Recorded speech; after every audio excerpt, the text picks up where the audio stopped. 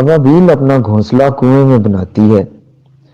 اس کے پاس اپنے بچوں کو اڑنے کی عملی تربیت دینے کے لیے نہ تو کوئی سپیس یا سہولت دستیاب ہوتی ہے اور نہ ہی وہ کچی تربیت کے ساتھ بچوں کو اڑنے کا کہہ سکتی ہے، کیونکہ پہلی اڑان میں ناکامی کا مطلب پانی کی دردناک موت ہے۔ مزید کسی ٹرائی کے امکانات زیرو ہیں۔ آج تک کسی نے ابابیل کے مرے ہوئے بچے کو کنویں کے پانی میں نہیں دیکھا۔ اس کی وجہ یہ ہے کہ ابابیل بچوں کے حصے کی تربیت بھی اپنی ذات پر کرتی ہے۔ بچوں سے پہلے اگر وہ اپنے گھونسلے سے دن بھر میں 25 اڑانیں لیتی تھی تو بچے انڈوں سے نکلنے کے بعد 75 اڑانیں لیتی ہے۔ یوں ماں اور باپ 150 اڑانیں لیتے ہیں،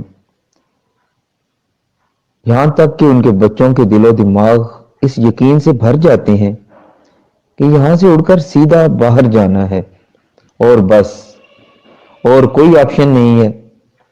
ایک دن آتا ہے کہ بچہ ہاتھ سے نکلے ہوئے پتھر کی طرح گھونسلے سے نکلتا ہے اور سیدھا جا کر کنویں کی منڈیر پر بیٹھ جاتا ہے۔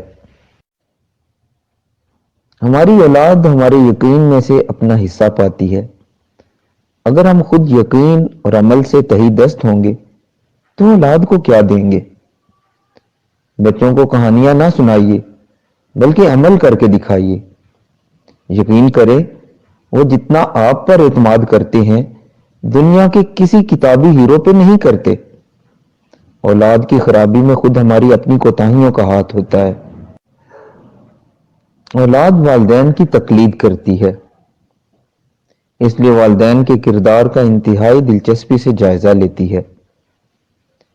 ہم یوں دوستوں کے ساتھ فراڈ کرتے ہیں، جھوٹے وعدے کرتے ہیں، ان کا مذاق اڑاتے ہیں، کسی کے لیے ذلت آمیز رویہ اختیار کرتے ہیں، بیوی پر ظلم کرتے ہیں، اولاد کی نظروں سے گرتے جاتے ہیں، اور ایک وقت آتا ہے کہ ان کی نظر میں ہماری وقت ایک ٹکے کی نہیں رہ جاتی، ہماری حیثیت ان کی نظروں میں زیرو رہ جاتی ہے۔ یہی وہ وقت ہوتا ہے کہ ہمیں اپنی اولاد کو شناختی کارڈ دکھا دکھا کر کہنا پڑتا ہے کہ کم بخت میں تیرا باپ ہوں۔